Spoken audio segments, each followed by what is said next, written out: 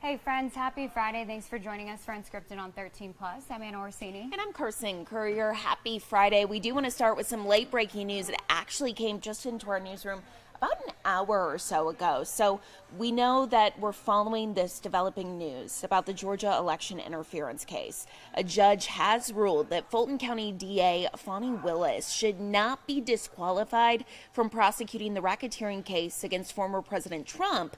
But it comes with one major condition. Either Willis and her office must fully leave the case, or Special Prosecutor Nathan Wade must remove himself from the case. Now, in a 23-page ruling, the judge wrote that the defendants failed to meet their burden in proving Willis's relationship with Wade was enough of a conflict of interest to remove her from the case. That was a big push from Trump's legal team to get her taken off of this case, because at that point the case would kind of collapse. But that is not what ended up happening. So it was a pretty significant legal victory for Willis, who maintains control of the historic criminal case against the former president and his co-defendants. So far, there has not been a response to the judge's ruling from the office of Fani Willis or the lawyer representing Nathan Wade. So, of course, we'll keep a close eye on this today and let you know if we do get any updates from either office of Nathan Wade or Fani Willis today.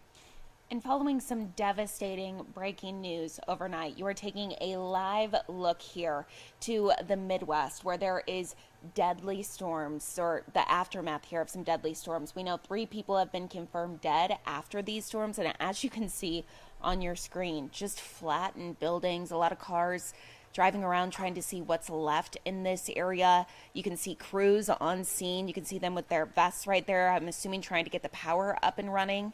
So just a horrifying sight. Horrifying scene. So this is a live look actually out of Indiana this morning. So we know there were storms there overnight, storms in Ohio.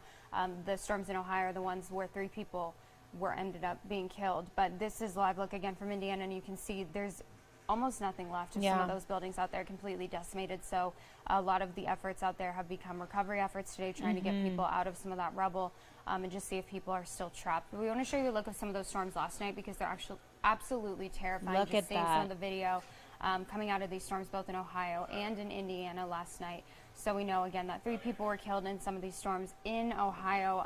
Of course, on the ground today, they're continuing recovery efforts. So far, at least 38 people were injured in Indiana, 20 in Ohio. The numbers again expected to go up throughout the day as they assess the damage. The storms were part of a sprawling storm system. It put more than 45 million people from Texas all the way to Pennsylvania under the threat of severe storms. You can just see, as we mentioned, some of those storms, the twisters hitting those buildings. You can see the power absolutely going on and off.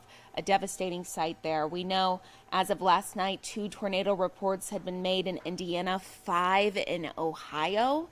More than 5,000 homes and businesses in Indiana and more than 20,000 in Ohio were without power this morning. In that live look we saw in Indiana, you could see some of those power crews headed to the scene trying to get those lines back up and running. But we know this is according to poweroutage.us, that still thousands of people this morning in the dark. Thousands of people, just trying to recover from what happened last night. So we do want to take a look out to Mount Bigelow right now, looking at our own storm systems moving in. You're seeing those trees moving around. We were seeing some flurries. You can see it a little bit if you squint your eyes up there on Mount Bigelow. So the good news is, for people who are like, I don't love this weather pattern of just 75 degrees every single day in sunshine, we do have some changes on the way, but that does make today a first alert action day. So we want to bring in first alert forecaster Ali Potter, kind of taking a look at this storm system that's making its way in, obviously tracking severe weather in parts of the country. We're not expecting anything like that here. No, and that's the beauty of Tucson, right? Exactly. That's why a lot of folks from the Midwest come to Tucson, because we have really nice conditions. Here and there, though, we get a little bit of some action, right? That's what we're going to see today, because we have a first alert action day on tap. That means we have a 60% chance for rain. Now, rain totals, it depends on, of course, where you live in southern Arizona. We could expect about a 1/4 inch of rain for the Tucson metro area. So we're not expecting any type of soaker by any means. 1 to 3 inches is expected, though, on Mount Lemmon. Now, this storm system will also bring us and continue to leave us with some cooler temperatures.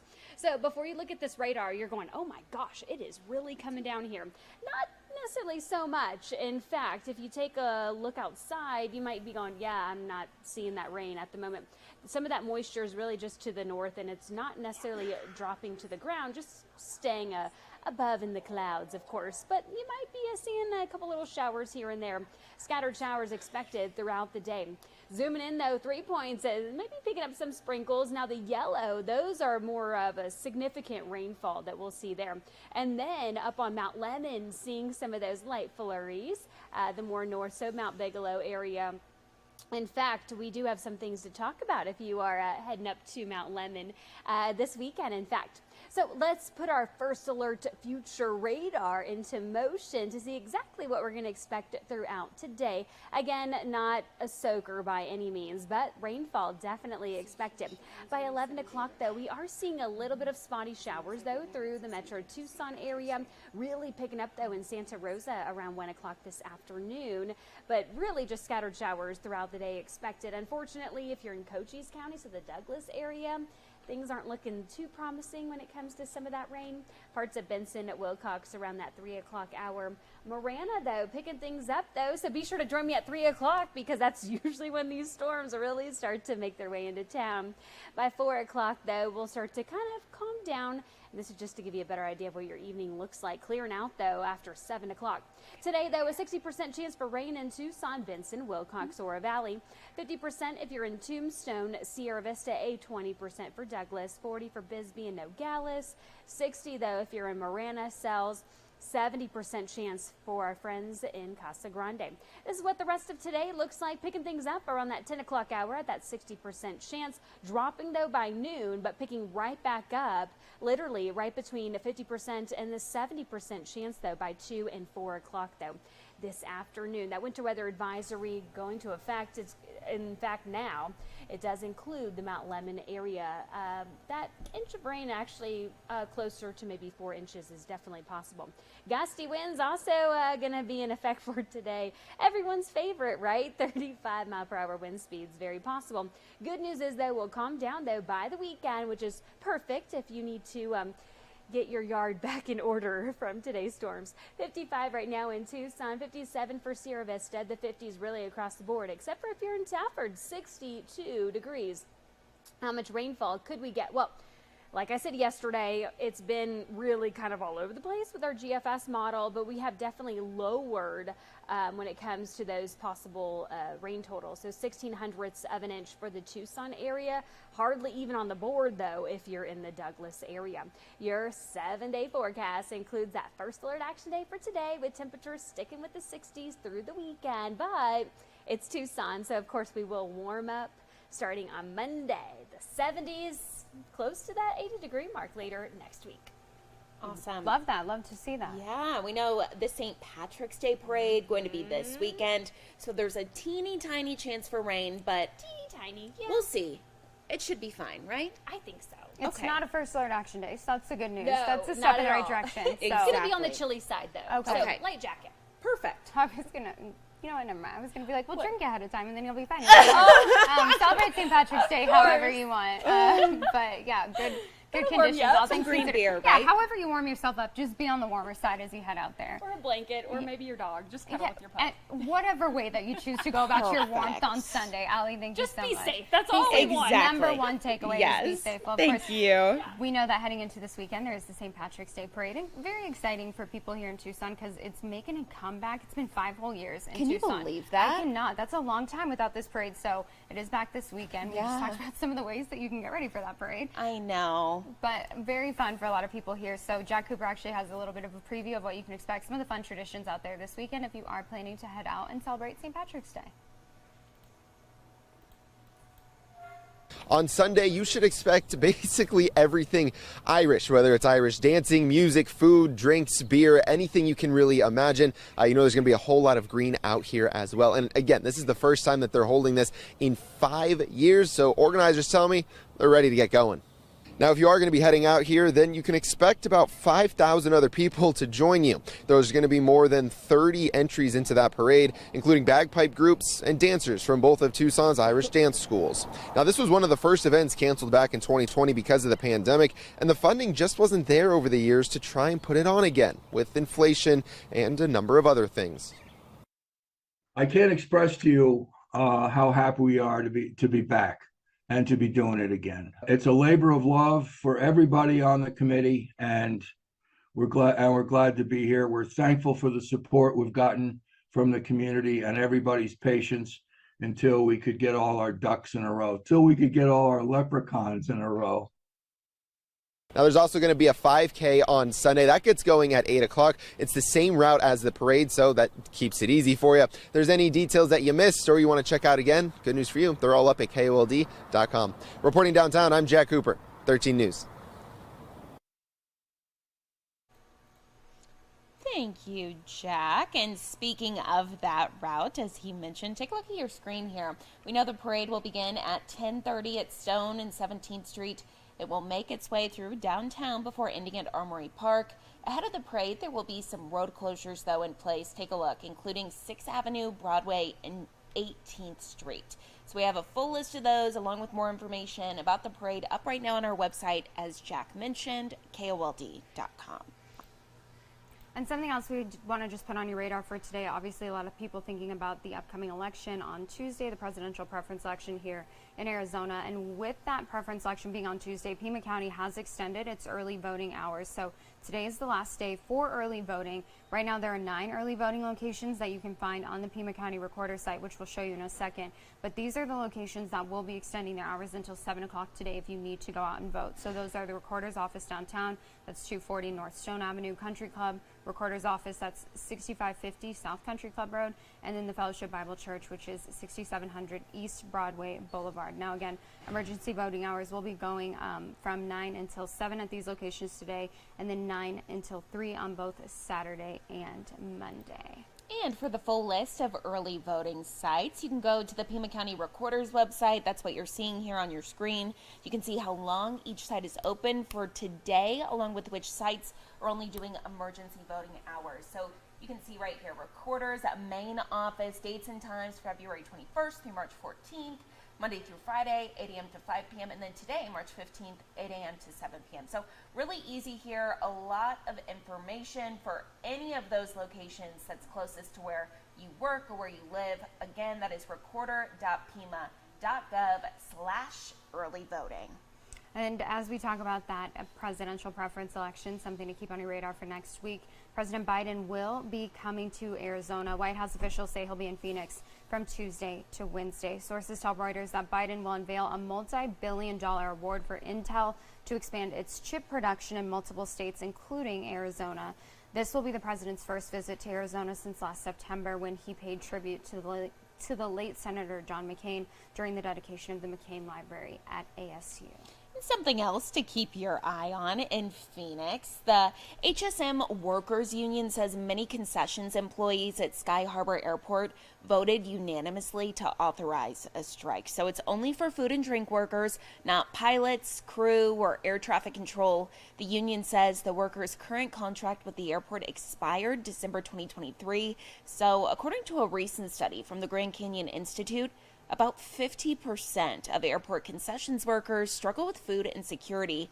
90% of them make $25 an hour or less. So there's no set date for this strike to begin just yet. I know I'm flying out of Phoenix next Friday. I'm like, please do not start then. A lot of people who are going in or out of Phoenix won't be able to get food, won't be able to get drinks there at the airport. But obviously, these workers striking for more money and an affordable wage to live on. So we'll keep watching this for you. There could be a potential strike during spring break, which could have a huge impact on travelers. So definitely something to be aware of. Now, we do want to tell you about something that's happening next week, a big case that we've been keeping an eye on here locally. The Nogales area rancher who's been accused of shooting and killing a migrant on his property, George Kelly. So his trial is expected to begin next week. Now, the most recent hearing in this case focused on questioning a forensic criminologist. Kelly's defense did ask the judge to allow his expert testimony on how the shooting happened and how sheriff's investigators did their jobs. The 75-year-old rancher has said that he was returning fire at a group of migrants on his property, later claiming that he was aiming over their heads. So again, just something we wanted to put on your radar for next week. Obviously a big case we've been talking about a lot, and something that we will be following for you heading into next week. And some great news for us Wildcat fans. We know the Arizona Wildcats are gearing up to play Oregon today after beating USC yesterday. It was a revenge match between the Cats and the Trojans after Arizona lost in the last game of the regular season to USC last week. I know Anna and I were talking about this yesterday. Anna said, oh, they'll be fine. I was a little nervous.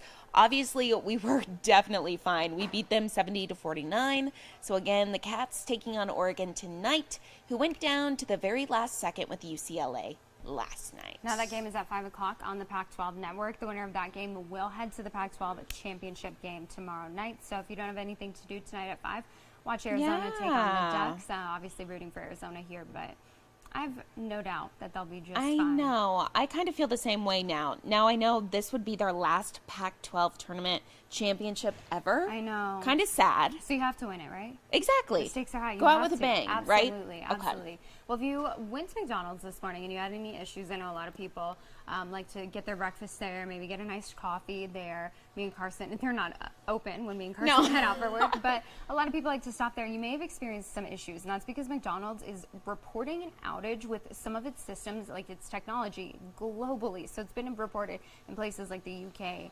Japan, Australia. You can see here on Down Detector the peak kind of starting around 2 a.m. People who were heading out to work super early, maybe heading back for the night, saying, hey, want to go get some food, and wasn't really a possibility. So some stores have actually had to close down because of this. Other stores just said they're not doing online ordering because of it. But they did say that they do not believe that it's connected to a cyber attack, that they're just having some issues with their technology. So just another day, another outage. Honestly, though, what is happening with all of our tech? I have no idea. We just have so much tech across the board, really across the entire nation. That it's like just done working. Yeah. I mean, McDonald's, I don't go there very frequently. If someone who does, though, like if Starbucks had an outage, I'd be distraught. Can you imagine? No, I can't. I cannot imagine. That would be a big deal. Yeah, I mean, even when there's like, when their mobile ordering isn't working, I'm like, what are you talking about? Mobile ordering is not working. I have to order it in the store. I have to tell them I want 10 pumps of syrup in store. I can't do that. We've talked even about, so the Starbucks that's on Cortero near Arizona Pavilions or whatever. Yeah. They're redoing their Parking lot. So the drive-through is closed down. It's been a big talk of the newsroom. We're like, you have to go into Starbucks. First world problems. But then you get to see our girl Carrie. I know. We love Carrie. Shout out to Carrie. Yeah, so let us know. Weigh in on the Facebook comments if you have tried to go to McDonald's or if you had any issues ordering on McDonald's today, because we'd be curious to know if it's impacting people here at home, because like we've said, we haven't had any issues ourselves, but we do want to know. Now, another story that you can find if you head to our website right now is this story. This is Billy Bob. He's so handsome. Billy Bob, and he's looking for a new home. He lives in Ohio right now, but he's been at the shelter for more than 1,000 days. That's heart-wrenching. Absolutely honestly. Heart-wrenching. Now, the shelter said that he has had some meetings with some families, a little meet and greet, but it ended up with him still remaining in the shelter. Sad. Oh, you can see he even has little socks on all of his paws. Little socks. Harley has socks. I love socks. Cute. So we know that he's 9 years old. He loves peanut butter, playing ball, snuggling. Sounds like the perfect boy. On Wednesday, the League for Animal Welfare said that Billy Bob is going on day 1,056 at the shelter. No dog deserves to live that long at a shelter. No, it's just sad. they need to be in the comfort of a home with a loving family. Especially when you're talking about a dog that's 9 years old. You don't want, if he goes another 1,000 days, he could spend his last days in the shelter, and you don't want that. No, absolutely not. So if you're interested in adopting Billy Bob, head to our website. You're taking a look at KOLD.com right now. You can check, or you can find this story under, I believe, the news tab, and then click National. Yeah. And good news for Billy Bob is that because he's been in the shelter so long, again, he's in Ohio, but the shelter said that they would be willing to do an out-of-state adoption, and they can actually coordinate those with a local rescue, a local group. So if you maybe are like, hey, this is the dog for me, I want to get him out of the shelter, don't worry that you don't live in Ohio, because they said they'd be willing to coordinate an out-of-state rescue. So perfect. let's find him a home. Let's do it. Somebody adopt Billy. Poor Billy Bob. I love him. Billy Bob. Yeah, you can change his name as well, just in case that's a factor. In case you don't love that. Well, tomorrow, something to look forward to. It is National Panda Day here in the United States. It's a day to celebrate our favorite. I love pandas. I think they're so, like, look at them chomping. Are you kidding me? No How worries are they in the that world. cute? Not a care in the world. So your favorite cuddly black and white creature. They look fake. I Like think- little robots. Yeah, like just like little like stuffed animals. They're Yeah. so, like, Oh. itchy. I want to touch their ears every single time I see one. So there are thought to be fewer than 2,000 pandas left in their native China. Another 100 live in zoos around the world. They're generally as sweet as they look, so it's not kind of. I know whenever I see grizzly bears, I'm like, oh, they're so cute, but like, And it's like, ooh. you can't play with a grizzly bear. But pandas are said to be really sweet. They're not predators. They only eat plants. Their white faces and black eyes help them blend into their snowy mountain and temperate forest habitats. Oh my God! Look at that. Is he gonna snap it? With Oh, his we teeth. didn't even get to see. We didn't get to see Sad. the snap, but look at them chewing. They just chewing away, just so low maintenance. A very easy life for a panda. Now, right now, the only zoo in the United States with a panda is the Atlanta Zoo. But for the first time in more than 2 decades, the U.S. will be getting some more pandas. They are coming in from China. It's a pair of them, and they will live at the San Diego Zoo. So Exciting. We'll have to do a San Diego Zoo road trip once they get those 2 new pandas. But I just think they're the cute. And like, look at their little human I hands. love it. They're They're like so little cute. humans. All I think about is Kung Fu Panda. Yeah. That's all you think about. Kung Fu. I mean, then they're Look so at 'em. derpy. Look at them trying to climb. They just look so unathletic. They're so cute. So They're happy adorable. almost National Panda Day. And before we head out for the day, we did want to end on a kind of different note. This morning, we know that we have some cooler weather moving in, but this was a video actually captured by one of our 13 News photographers this morning. Not just a rainbow, but a double rainbow. Oh my goodness, where was this? I have no idea. Okay, good Very to know. pretty though. I just saw very the pretty. the rainbow and I was like, wow, look, would you look at A that? double rainbow. Very, very cool. So yeah, hopefully you got a chance to see this morning, but if not, we do have some storms moving in. So always the chance for another rainbow, but we appreciate you guys joining us on this Friday and hanging out with us all week. Yeah. We'll be back here Monday morning. Have a great weekend, whatever you choose to do. Be safe, and we just appreciate all of you tuning in with us today. Absolutely. We want to take one last live look to Mount Bigelow. You can see definitely those clouds starting to come in, a little bit of flurries there.